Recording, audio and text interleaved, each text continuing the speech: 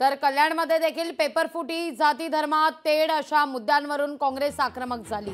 महायुती सरकार विरोधात काँग्रेसने याही ठिकाणी चिखलफेक आंदोलन केलेले आहे।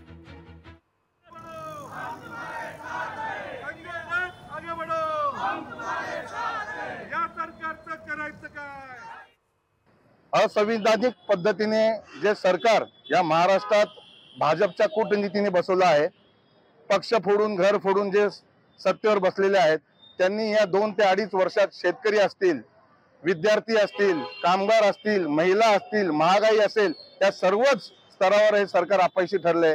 आणि जे कमळ भाजपचं जे कमळ चिखलात फुलतं, त्या चिखलात नेण्याचं काम या मुख्यमंत्र्यांनी, या महाराष्ट्राला या चिखलात नेण्याचं काम या मुख्यमंत्र्यांनी केलं। आणि त्याचा निषेध, सरकारचा निषेध करण्यासाठी आम्ही सर्व काँग्रेसचे कार्यकर्ते लोकांचा आवाज बनवून आज हे आंदोलन करत आहेत। मला खात्री आहे येणाऱ्या विधानसभेमध्ये काँग्रेस, राष्ट्रवादी काँग्रेस आणि शिवसेना या महाविकास आघाडीचंच सरकार येणार। लोकशाही मराठी ऐका, पहा, जागरूक रहा।